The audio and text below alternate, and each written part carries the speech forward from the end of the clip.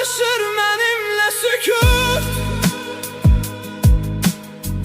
Divarlar bilir içimdeki koput.